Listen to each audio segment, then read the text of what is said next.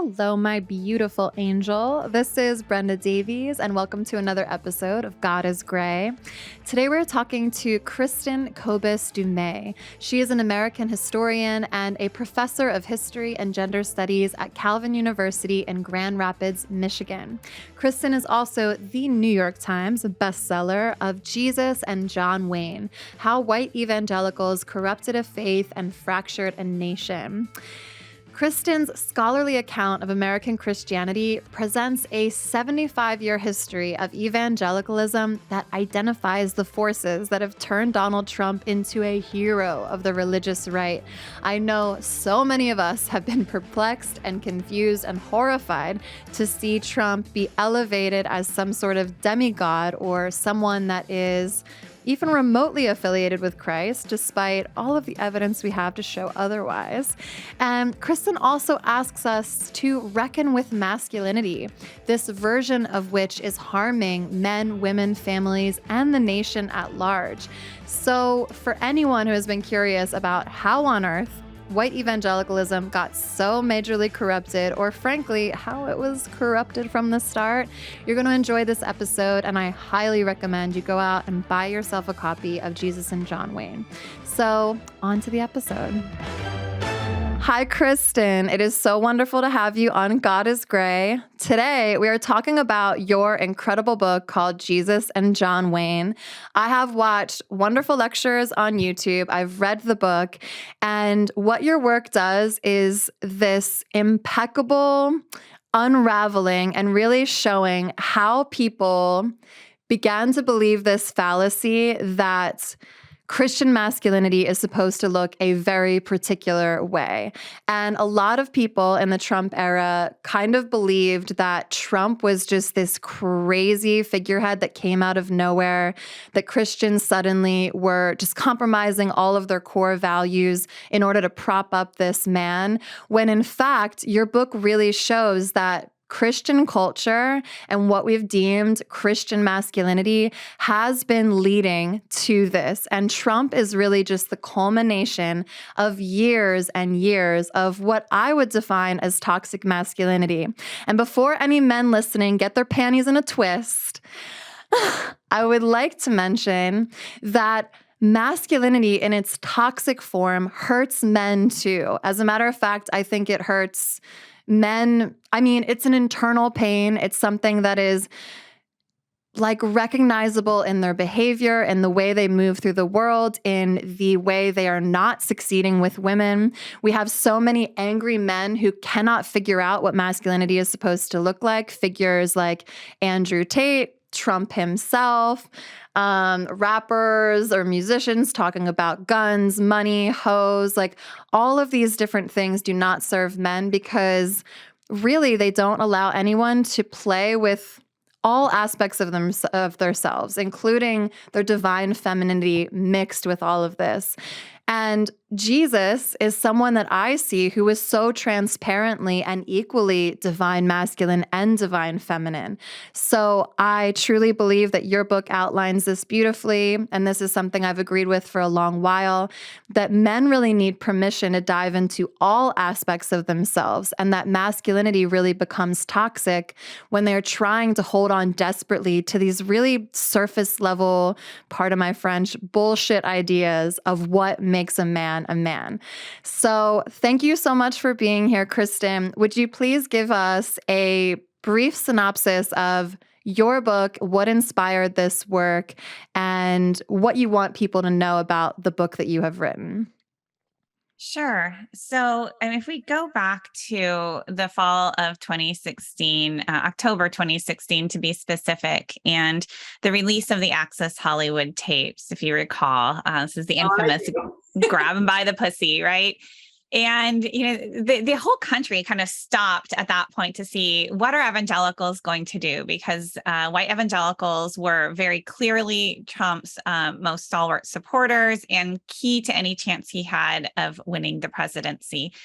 And a couple of evangelical leaders faltered ever so briefly, like Wayne Grudem rescinded his support for a couple of days, and then he prayed about it, and then he was right back supporting Trump again. And really, most didn't waver at all. And this really prompted a lot of pundits to question, how could evangelicals betray their values?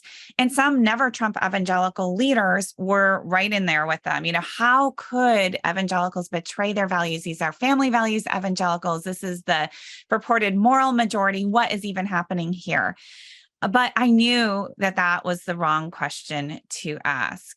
I knew that what we were seeing wasn't a betrayal of their values, because that concept suggests that we didn't fully understand what their values actually were. And as a historian, I knew that if we look closely at family values politics and go back into the 1960s and 1970s, when we first hear them talking in these terms, we can see that at the center of family values politics is the assertion of white patriarchal authority. Right? That's key. And as soon as you place that at the center, a whole lot of other things start to fall into place. And I knew that because more than 15 years earlier, I had started researching Christian books on manhood, on masculinity. And I was honestly shocked by what I found. And it was my students. I teach at a Christian university here in Michigan. It was my students, my male students, who first brought these books to my attention.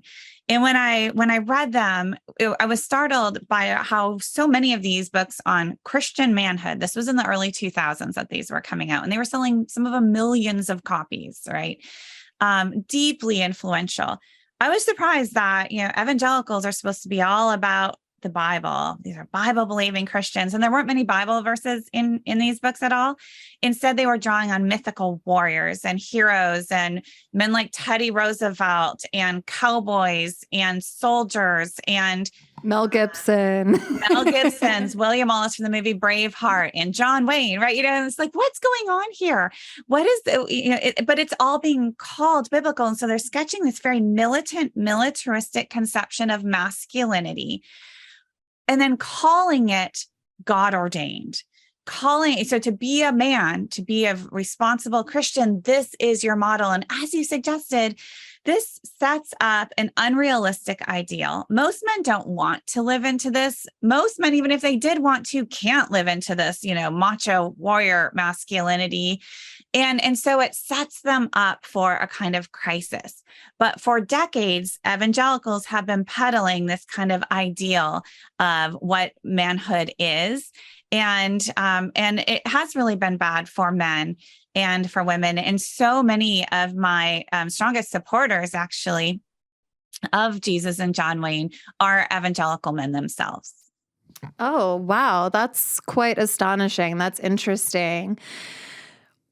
What have they said to you? I'm just so curious, because you would think that they would buck up against that so strongly. So are you implying that men are actually finally addressing the damage that is done to themselves and the women and children around them?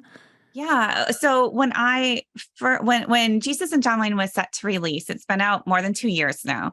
But in the weeks before, actually, I'd been told months before the book had gone through a thorough legal review, right? So my publisher's lawyer, we went through every sentence and a couple of chapters, every sentence multiple times. And at the end of that process, she basically said, all right, it's good to go. Prepare yourself for vicious trolling. And so that's, the book launched into the world, and I was preparing myself. And within a couple of days, because we had a big launch, it was NPR's morning edition. So it was out in the world in a real way. Within a couple of days, I started getting letters, and people think I get a lot of hate mail. I actually get almost none. But I still get several messages a day largely from evangelical or former evangelical readers, saying, this is the story of my life, and thank you for helping me see how all these pieces fit together. So there are certainly some, not all evangelical men love me or the book. It is very fair to say, if you're on Twitter, you can have a front row seat into what this looks like. But those who are really kind of attacking me and attacking the book, actually, they don't really attack the book because it's so well evidenced. So they usually come after me. So I'm a heretic, or I'm a wolf, or I'm writing in bad faith, or I'm mean. I get a lot of that. But those are the ones who stand to lose their positions of power and authority. And they're sometimes literally their jobs depend on them promoting this patriarchal system. And apart from those, though, there are so many men who realize, yes, I participated in this. And for some, it was not good. For some, it never was the right fit. For others, it was great for a while. And only now they can kind of go back and see they've listened to other voices. They've seen the fruits of this ideology and where it's brought our country, where it's brought the evangelical church. And now they're ready to rethink.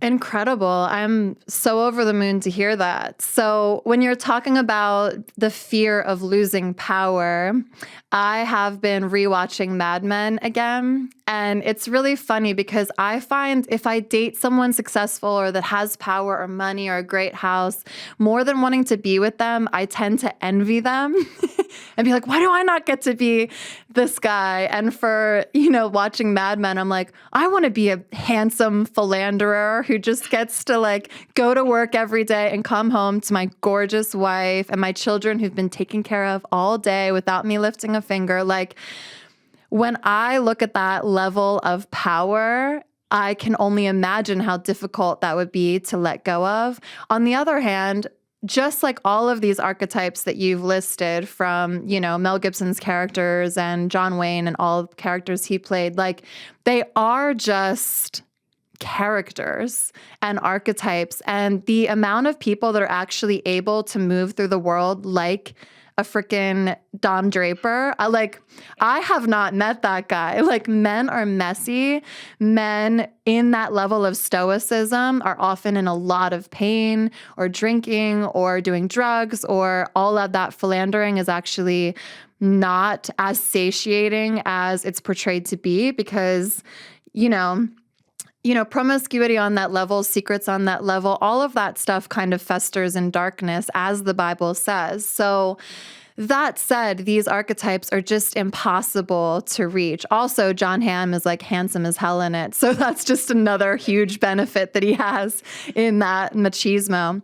But all of that said, again, with Mad Men, if I look at it, it's so interesting and beautiful the way the creator of that show really showcases the pain that causes. Like if he is the pinball in the pinball machine, everything that he's knocking over, everything that he's ignoring, every responsibility he's dropping, there is a lot of pain and heartbreak around him. And he is the source of it instead of the source of like strength and joy and peace that a biblical man, if you're actually reading the Bible and reading about Jesus, is meant to be, Exactly. You're right. And so you're drawing on, there within the Bible, within Christian tradition, there are all sorts of values that really counteract this conception of this rugged, militaristic Christian masculinity. And you use the word stoic, right? And if you look at the scriptures, first of all, the Bible's very complicated, right? And sometimes contradictory. And so certainly you can find a verse here or there. No, it's easy and it never contradicts. That's what like young Christians like to say. It's easy to read. Different tradition. We're okay with, big picture here. I don't come from a tradition that holds up inerrancy in the Southern Baptist kind of way. But even if you do, right, you can go to the book of Revelation and, how you make sense of that is a matter of theological debate, discussion for literally centuries. But, pick a couple of verses and say, see, warrior Christ, there you go. And then you end up kind of transforming that into, and Jesus is fighting all the battles that just happen to be the ones that I want to fight, right? The ones that increase my power and help me feel really good about myself. When in fact, there are so many teachings in the scriptures that counteract this ideology. So, love your neighbor as yourself, love your enemy, turn the other cheek. Or, what does it mean to follow Christ? It's to take up your cross, to suffer, to sacrifice. And then the fruit of the Spirit in your life are things like kindness, goodness, gentleness, and self-control. And so, what is biblical here and what is Christian masculinity? And so often still, I wrote a history book, but I do get asked, because it is very popular in evangelical spaces, I get asked a lot, okay, but what is Christian manhood then, right? Give us the replacement formula. And I think that it's actually a really bad question, and that the question itself is reflecting a whole lot of assumptions, that there is a masculinity, right? And that there is a Christian masculinity, and even that Christians ought to be concerned about finding a one size fits all kind of box that men try to place themselves into. Instead, we could just say, what does it mean for this man to follow Christ? What does it mean for all people to follow Christ? And that just reframes the conversation in ways that I think are really healthy, which doesn't mean you can't, think about, as a man, how am I faithful? But you think of it more in your particular situation, less in terms of these like mythical roles that you're going to pretend to live into, but always fall short. Exactly. I mean, yes, exactly. So I would love to go through some of these key characters because it's really interesting how we got there, and you've done a beautiful job of outlining things like sequentially, but I definitely grew up in the John Eldredge era. So this is so interesting because you really believe with evangelicals, his rise to fame was really due to the Iraq War and sort of feeling like we needed men to lean back into the warrior masculinity.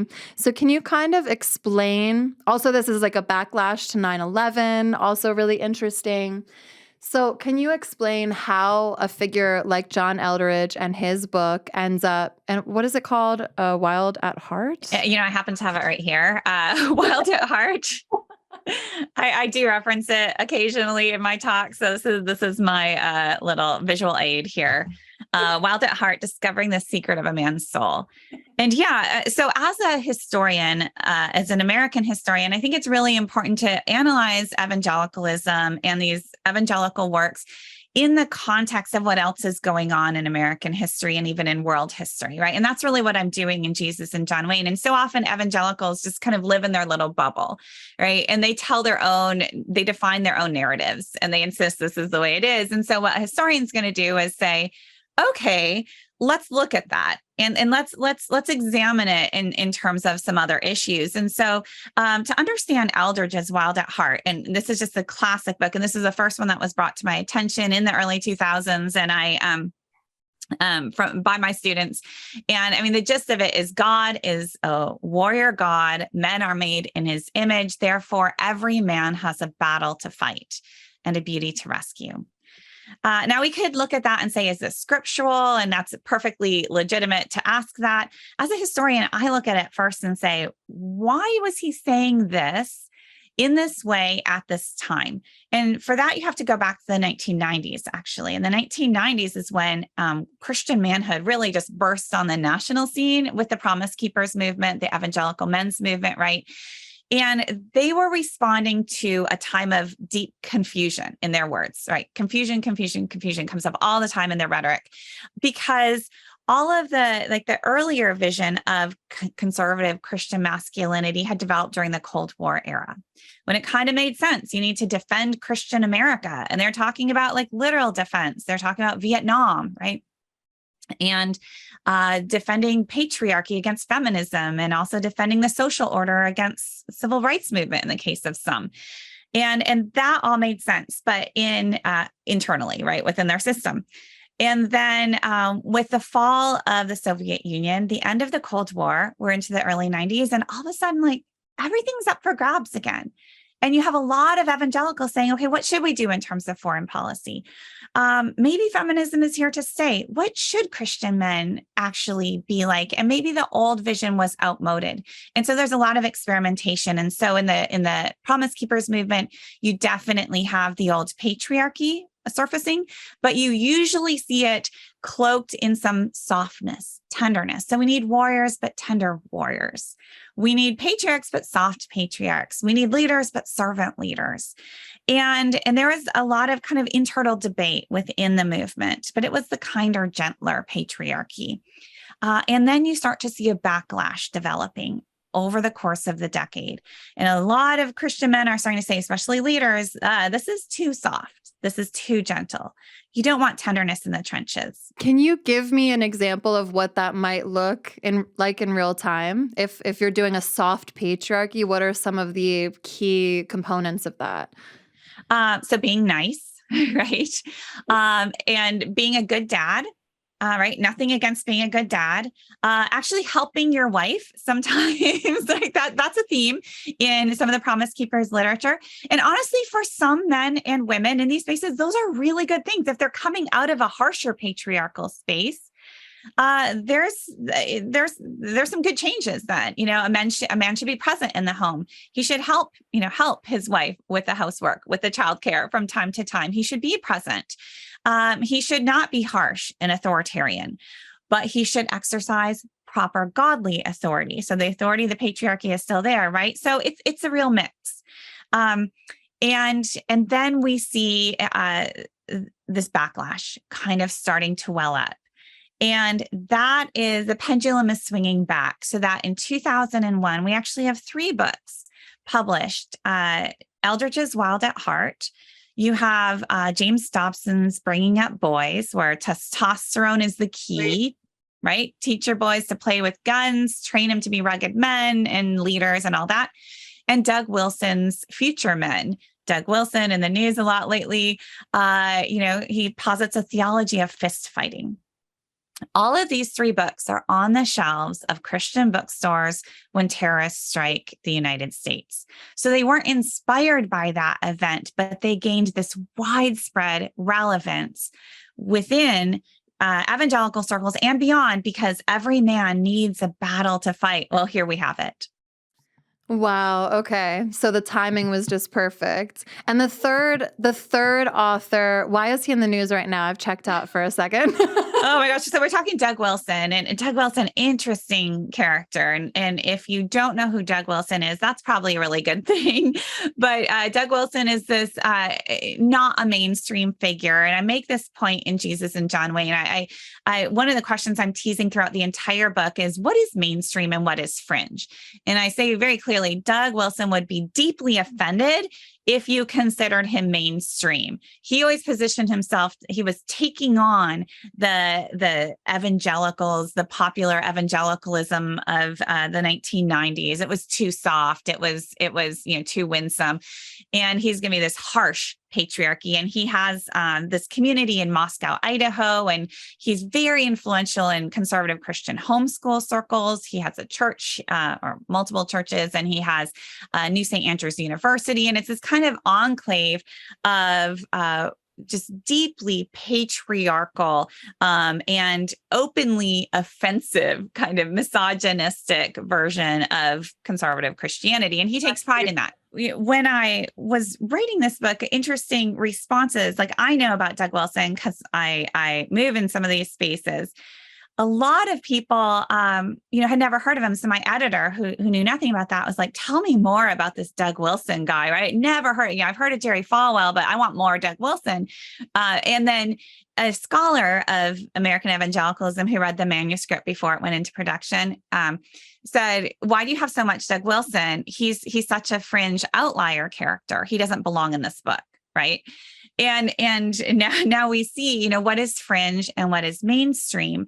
And what I show in the book is how this Doug Wilson, openly racist, he would dispute that. I would stand by it. Right. Again, super patriarchal, crass, offensive, all of that.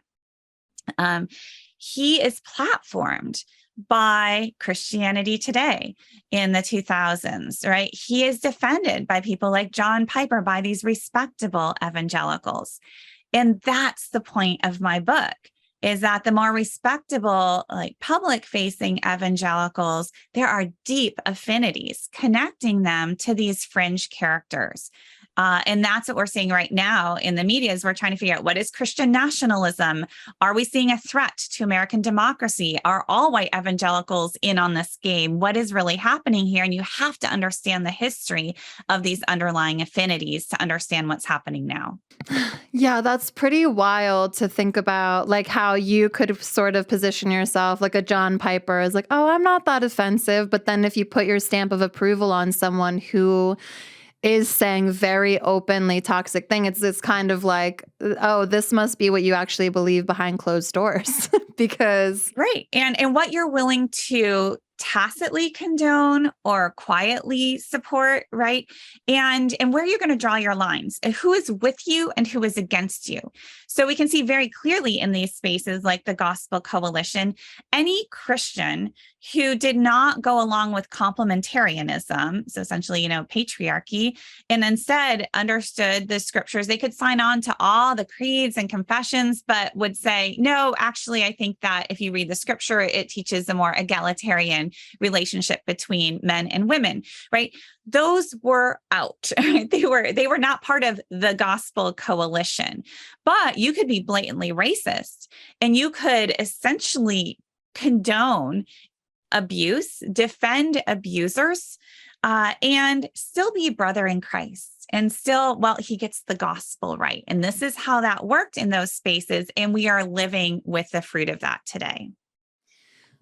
What sort of like doctrinal, supposedly, concepts were brought up by these men to support this? Because, again, using someone like Trump or Mark Driscoll, these kinds of men are so blatantly in your face, not mirror images of what we see as Christ.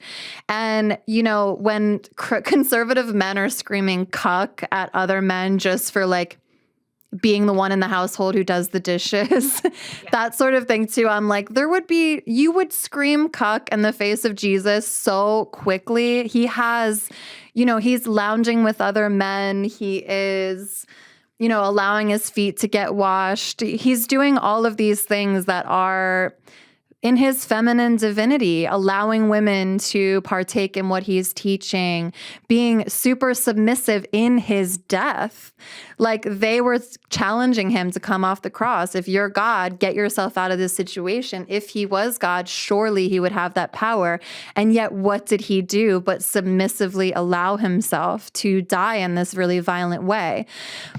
That contradiction is just so mind-blowing, and I really wonder how it's even possible that we jump from one to another, how it's even possible that someone could read the New Testament and everything in red and then still see a Mark Driscoll or even someone more low-key, supposedly, like a John Piper, who is so sexist, and then just be like, yeah, that looks like what I'm reading. How does that even happen? I mean, you're right that if you look at the Jesus of the Gospels, it really is about divesting of power, right? Claiming so Jesus has the authority of God himself, and we can get into Trinitarian language if we want. But in the incarnation, right, becomes human and then follows this path to the cross. And you're right, like the real temptation right, in the desert is claim your power, act out, show us, prove it. Right. And Jesus is like, no. Yeah. And it was literally Satan that was asking him to prove his power. Exactly.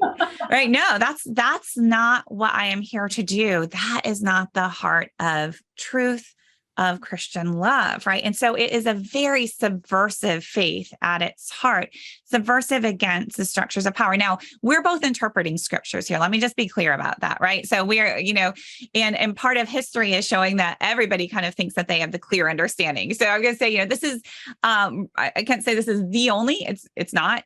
Is it the right one? We could argue about that, but this is certainly in the history of Christianity and Christian theology, right? It keeps coming back to that. Now, the history of Christianity itself, Christians really like power, right? So they're going to use this and then use this to justify why they need to seize power, maintain power, right, for themselves. That is a big part of Christian history. So little caveat, the subtitle of my book is How White Evangelicals Corrupted a Faith and Fractured a Nation. That is not a historical claim, the first part. Fractured a nation? Yes, it is. The corrupted a faith, right? That's kind of a theological claim. That's me saying to evangelicals, Bible-believing Christians on their own terms. You are literally, like explicitly saying Jesus says, turn the other cheek. That doesn't apply to us now. They are literally like refashioning the Jesus of the Gospels that you're talking about into this warrior. So that Mark Driscoll writes of, Jesus riding a horse, and Jesus has tattoos down his leg, and he's wielding a bloody sword, and he's going to slay all his enemies. And we should do likewise, right? That's what we're talking about. So they are literally transforming those and writing off huge swaths of the New Testament and saying, yeah, that doesn't apply to us. You can't teach a boy to become a man if you teach him to turn the other cheek. And the reason, because the threat is so great. Now, what is the threat? That's the fun thing here. It changes over time, but there is always a threat. Something interesting about that is that I was really struck by the notion that Jesus was always telling us to lean into love, and that the author of fear is our enemy. The Bible tells us over 90 times not to fear. So the fact that you're explicitly stating that there always had to be a point of contention and fear in order to implement this sort of behavior among leaders and the male parishioners and the females that would follow and the children that would follow.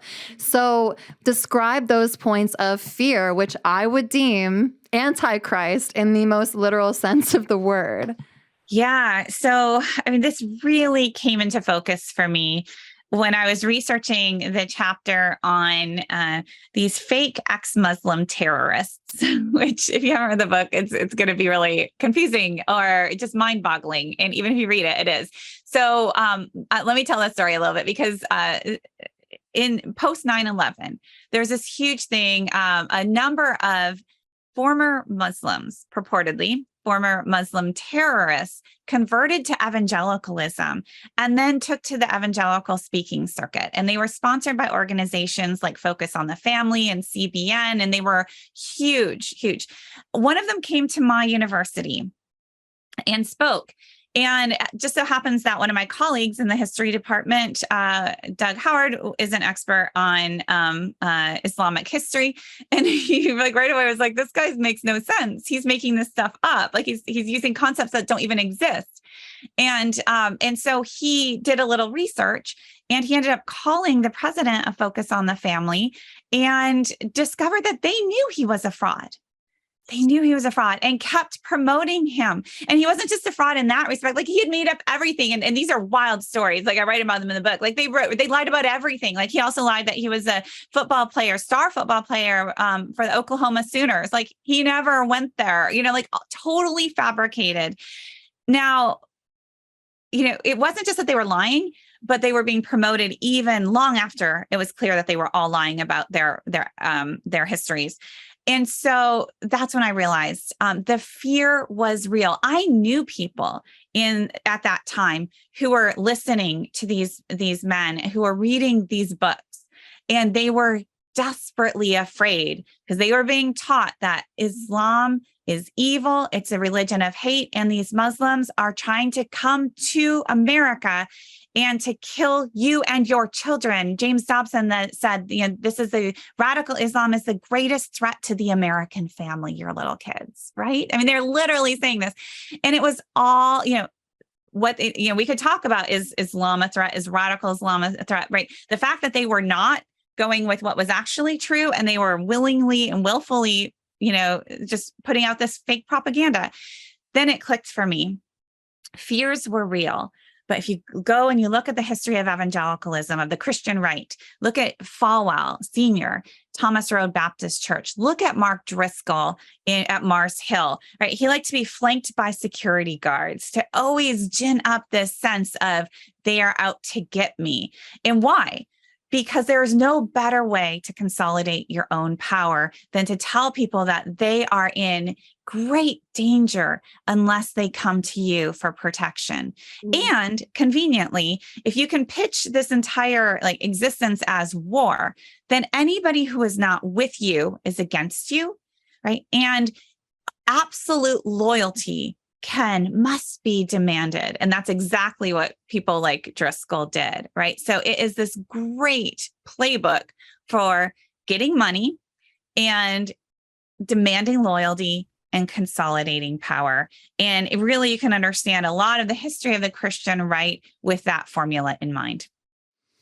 Oh, it's just so frustrating because that is the other thing, this us versus them mentality.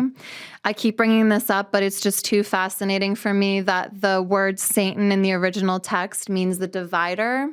So whenever you see division, it's like the division is the fruit of this toxic theology. Look at the fruit. The fruit of Trump is that there are families that no longer speak to each other, that there are people that are such a fever pitch of hatred towards other groups of people that they have become genuinely, if they weren't already, racist, sexist, what are the other isms? Like so many different things, obviously transphobic, homophobic, all of that hatred and that fear-based animosity is really what is at the root of evangelical culture. And this is why I have such a such a channel built against that entire theology, because for me, like the way you described what's it called under your book?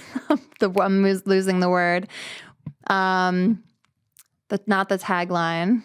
Oh, the subtitle. The subtitle. Yeah. When you talk about that, like ruining of the faith and the way they have taken it out of the hands of people who are not based in hatred, but instead based in love. Like everything I project is based in love. And you may not agree with every theological stance I have, but I will say that when I go in the world, or when I know people who are not all the isms and phobias and they are not based in fear, that people say they recognize Christ in me and those kinds of people. And why? Because our faith was never meant to be built on fear and never meant to be about alienating and hating anyone else. Like you can disagree with a lesbian couple, adopting a child, but to have fear as the reason that you're going to treat them terribly, that you're going to vote against their human rights, it's never going to add up to true Christian faith for me. And biblically, I see that mirrored with that stance as well. And one side note I want to bring up, because you brought up Jerry Falwell, it's my favorite story in the entire world that Jerry Falwell Jr. is a cuck. I wrote this book before that was all of the dark sides of Falwell Jr. I don't know if they all have been revealed, but more. But the clues were certainly there, and so you can read that. The sections of the book that I really enjoyed writing. Actually, I enjoyed writing the sections on Falwell Jr. and on Eric Metaxas. And, you could really see where things were going. And in fact, in that legal review, I mentioned one of the things that did get cut was a joke that I made about Falwell Jr. And it was about the pool boy, which at that point had just been it wasn't really a big national story. Like you had to be looking for it. And I'd followed that story very closely. And they looked at it you know what, it's just, you don't ask to be sued kind of thing. Right. Yeah. And then a year later, actually about 3 months after the book came out, that story went big. Right. And I was like, I would have been fine. Right. Now everybody's telling pool boy jokes, but it's that hypocrisy, right? That is just so stunning. And what's hard about this is there are so many well-intentioned people who are caught up in this. I know really good people at Liberty University. I know parents who still send their kids to Liberty University, and then they are in some ways complicit in this as well. But they are being taught from a very early age that you need to show deference to authority, to these God-ordained authorities, to these men that God has placed in positions of authority. And they're told you need to protect the gospel. You need to protect the witness of the church, of this institution. And if you come after this man, if you tell the truth, right, if you call this out, then you are damaging the kingdom of God. That is very common rhetoric in these spaces. And there are all kinds of rules and cultural practices set up in these spaces of, gossip. that the Bible says you shouldn't gossip. So you can't say anything bad about a leader, even if he's abusing your own children. Yeah. You have to and then you have to sign the NDA and you have to protect this man. And collectively over the years, you just see that this has absolutely allowed this toxic culture to fester and to take hold on a scale it's really hard to comprehend. Absolutely. It's funny. I was talking to Sheila Gregore. She wrote this. Oh, yeah. That's how we connected. I totally forgot. Yeah, she was so generous with the connection to you. But her book is called The Great Sex Rescue. And at one point in our conversation, we were talking about whether she's trolled, like how her book was received. And her book, for anyone who's not aware, is great because she, I'm a little too far out there for a lot of people, but Sheila is really standing in that gap to be like, I am still a part of, these conservative Christian spaces. However, I'm going to address the sexual disaster that has been a result of these toxic theologies around sexuality and egalitarianism, or not egalitarian, complementarianism, all that stuff. But at one point in our conversation, she was saying the men, like the John Pipers of the world, were just mad. Like, well, no, the Bible says you're supposed to come and bring us to accountability first and then give us an opportunity. And it's like, dude, you have had decades of mother effing opportunity. By the way, I don't think that rule applies when you're abusing children, when you are raping women, when you are coercing people into having sex, when you're cheating on your spouse. Like, sorry, I don't think, but that has been used as such a great veil for abusers. And I think anyone who hears me saying this with so much like venom actually has to understand that it's not that I don't believe there are good people in those spaces or there's not well-intentioned people. That is the reason I'm so mad, because I know there are well-intentioned, good people in these spaces, but they are being totally taken for a ride. And unfortunately, they have created a safe haven for abusers.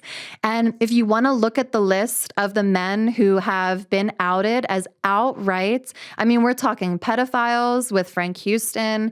We're talking about cheating on their wife, Carl Lentz. We're talking about hiding crimes, Brian Houston, who's about to go to jail or prison. And I heard recently that he's doing an American tour to like bolster himself before he goes to prison. Like, these men are not repentant. They're holding, like, I call it the death rattle of patriarchy. I hope that's what we're in with the overturn of Roe and everything. I'm like, you are trying so hard to suppress the divine feminine, especially in your own selves. And it's killing all of us. It's killing the planet. It's killing your churches. You're dying. Like, Gen Z isn't messing around with the church anymore because they're too smart. They know too much. They're like, I'm not submitting to the authority of someone who can't even tell that raping women or abusing children is wrong. Yeah, it's this is kind of defensive-ness, right, that permeates the culture. You mentioned how Sheila gets a lot of this, who do you think you are? You're supposed to deal with this all quietly and privately, which means we can just kill it, right? But it's really important to, whenever possible, follow the money. And so if we take Sheila's example, there is a massive industry in writing sex advice for evangelicals. Massive, right? So let's talk money. All these books, even while they're being basically marketed as, oh, this is a ministry. This is just a ministry, right? No, this is a business. It's a business. Mm-hmm. And so there is there are $1 million industries at stake, multi-million-dollar industries at stake in what Sheila is doing. And she is going after the teachings that are just regurgitated, right? And the way this works too is, so Christian publishers are putting this stuff out, and Christian publishers have the platforms to market these teachings, and there are gatekeepers. These are appropriate. These are godly. These are true. These are orthodox, whatever, so you guys can read this. Then churches and small groups said, right, they buy these, and there's just this vast market within evangelicalism for books and music and radio and TV, right? And so, but again, this is always just called, this is a ministry. It's this brilliant scheme because it's a ministry, they can actually get people to give money, not just pay for the products, but also donate to do the Lord's work. And meanwhile, like massive profits are being skimmed off the top, going into the pockets of the authors, the speakers, the publishers, right? The whole system. And we should absolutely expect that these folks who are right in the center of things and lining their pockets are not going to take kindly when somebody like Sheila comes along and says, excuse me, but I think that some of the things that you're teaching are causing real damage. They are inaccurate. And can we please come together and talk about this, right? That is her approach over and over again. And they want nothing to do with that. Yeah. In addition to exhaustive statistical proof that their theology has hurt people. I mean, completely agree. So I think to wrap this up, I have two more questions. One being, so we have Donald Trump. I know that so many people who were teetering on the edge, thinking like maybe, just maybe, I'm either not a Christian anymore or I'm not a Christian like this anymore. Trump was like, if they were standing on a cliff, he was the one that just flicked his finger and they were like, woo, definitely not a Christian anymore. And which is crazy because it's like that he's supposedly, if it was a true figurehead, it would do the opposite work. It would draw people into the faith is my perspective of it. But I think I would love for you to explain in a more deep way, even to anyone who is arguing with their family, who is having to suffer through Thanksgiving dinners where they have conservative parents who are really not letting this go. You would think if he left office, we would be able to let it go, but there's so much damage that had been done. It was like running a car through a house and then being like, oh, now where does everybody stand? And my father is a Trumper. He's of a certain era. I understand why and how he got there. I also understand that he was raised within a lot of fear-based mentality. So that fear and that Fox News fear really can get into his skin and make him see the world through a different light. But what do you say to anyone listening who's like, I don't talk to my father anymore. I can't stomach these dinners. Like, is this man going to persist? Is there anything we can say to help people understand that he is not a Christ figure? He is a John Wayne corruption of the figure of Christ. I really wish I had a better answer for you and for your listeners because it's really, really hard. And I think so many of us who live in these spaces have stories. Right? Stories of people that we deeply love and respect who are holding on to this ideology in ways that just seem not just incredibly harmful, but also just ridiculously wrong, right? And so it's really hard to know. I kind of live in this tension of, as a scholar, my role, as I understand it, is to just explain what I'm seeing, what happened, and where has it brought us? Where are we right now? And honestly, it's not a very uplifting story, right? It's Jesus and John Wayne is a pretty dark book. And I'll get hit a lot from evangelicals who say, but where's the hope, right? Give us the hope. We have to end with the rosy future and the to-do list. Do this, fix it. It'll be fine, right? Like, that's not how history works, sadly. We don't always move from something to something better to something better. Sometimes we take very dark turns, and we might be taking that turn right now. And it's so hard to talk across difference right now because we are often operating in almost entirely different realities, right? This is not surprising to you. You mentioned Fox News. We can talk Newsmax. We can talk Gab. We can talk Truth Social. And we have very, very real echo chambers. And this has been cultivated in evangelical spaces for generations, right? That's something I try to bring out in this book, that in the early 80s, you have people like Tim LaHaye saying, don't trust the media, the mainstream media. We need our own sources. We need our own TV stations. Then we get Fox News. Perfect. Right. And we need our own news magazines, and just don't trust any of that.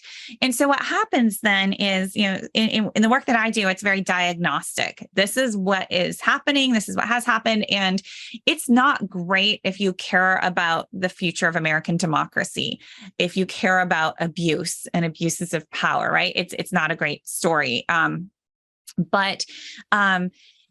So that's where we are. But how do we fix it?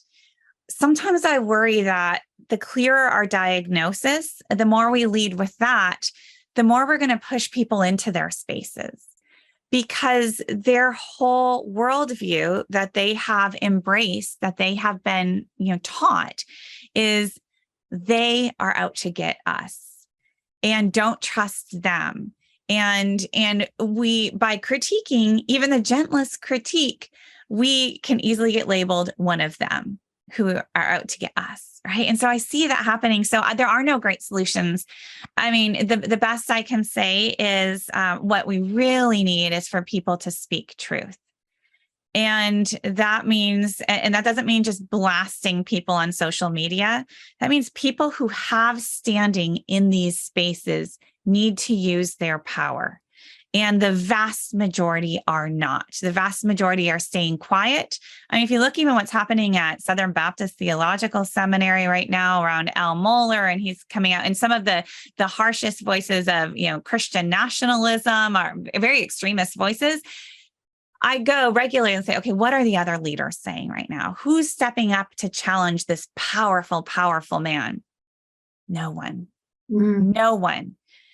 Yeah. That's what we need. So people who have standing have to say something. And the rest of us, I think we have to maintain relationships. We have to maintain those relationships while speaking our truth. Because then it's, if you keep that loving relationship, if you keep that day to day, it's much harder for them to demonize you and people like you, because there's a disconnect, because they're like, wait, but no, she's actually really nice. She's caring. She's a good member of our community, right? And she's saying these things that I find abhorrent. But that tension is, I think, what we need to force right now. 100%. I couldn't agree more, because I think there's this misconception going around in more left-leaning liberal spaces, like I'd say more far left, that is actually really hateful and presumptive about why people believe different things, or shouting things like, if you engage with these people, if you maintain friendships, if you show any sort of care or compassion towards them, that you're on their side. And I stand here to say I could not disagree more. Like, sitting at a dinner table with someone is not stamping approval of everything they say on that. It's giving you access to their heart, to their life, to their story. The positive side of Trump, and I can't believe I'm saying that sentence, but take it as a soundbite, cancel me. I'm like, Trump is actually really great, and here's why. For me, it was like being in the evangelical culture, clawing my way out of it, having no resource that I was aware of. Like, I am so grateful for resources now, like Jesus and John Wayne, this great sex rescue, my book, On Her Knees. Like, so many people are speaking out, and they're doing so in either a human way, like mine, I'm just like telling my story. Then you have statistical approach and theological approach and scholarly approach. There is so much resource to show how we've gotten to where we are. But I was seeing it build and build and build, and it just didn't seem like it was going to go anywhere. And we were just always going to have this like brimming toxic shit just underneath the surface of our society forever.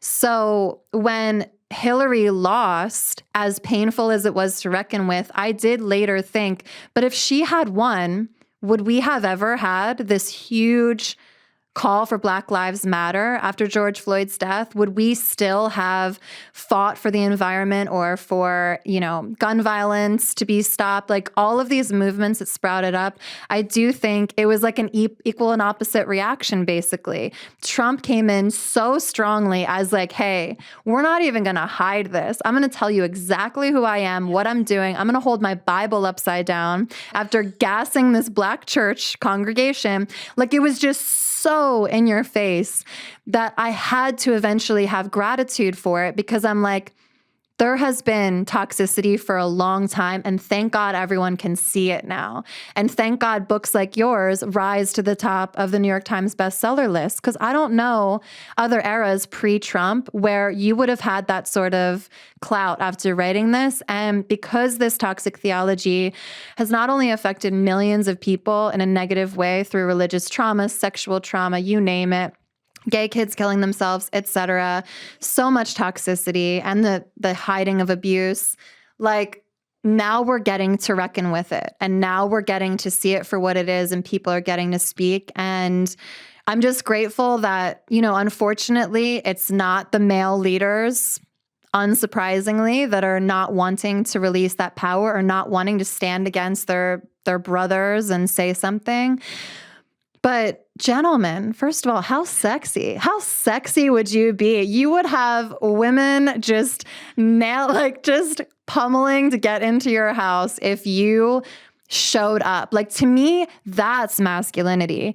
And I have masculinity inside of myself. Like, even what we call feminine and masculine, like, my more masculine attributes help me support me and my child and rise up in me when I see something that causes pain for someone else. So to me, a man rising up in this situation would be the guy who is like, hey, all you other guys, I know I share power with you, but I'm going to divest from that power, or at least risk it to tell you that this is so wrong. Sexy. That'd be sexy.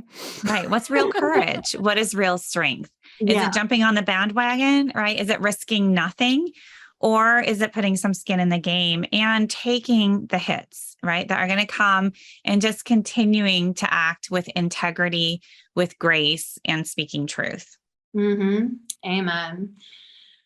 Well, any final thoughts? I mean, obviously, everyone listening, I really want you to go get this book or get the audio book, because it's really clarifying. And then, Kristen, to your point, don't use it as a way to pummel your relatives and loved ones into like seeing the truth.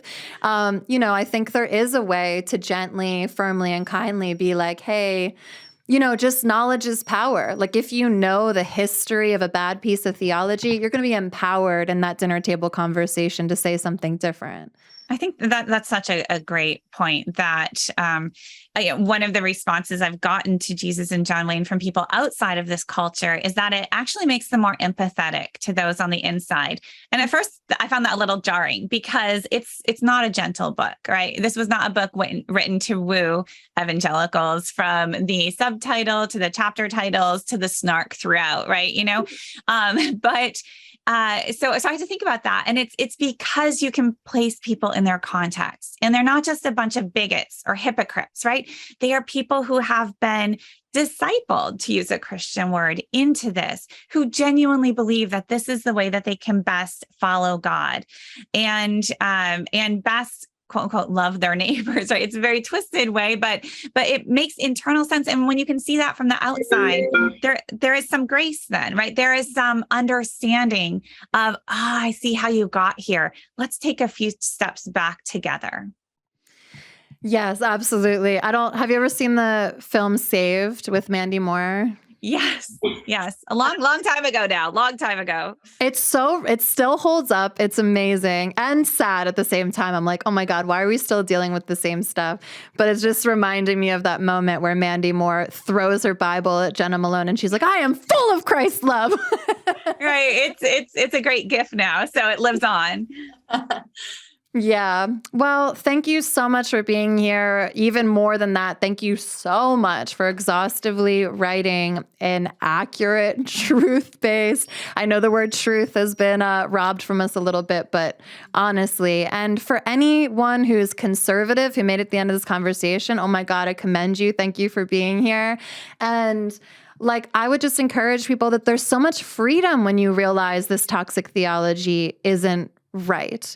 There's so much freedom as a man, I can only imagine, when you're allowed to play with different essences and pieces of yourself, when you're allowed to have egalitarianism in your home. Maybe you don't want to fix the car and your wife does. Like, release. It's okay. Like, take the misogynistic stick that was shoved up your butt since a young age out and just like live. And Jesus gives you permission explicitly in the Bible to really play with love and play with all aspects of yourself. So that's me. Any final little bit of wisdom from you, Kristen? I'll just say amen to that and, quote a Bible verse for you: where the Spirit of the Lord is, there is freedom.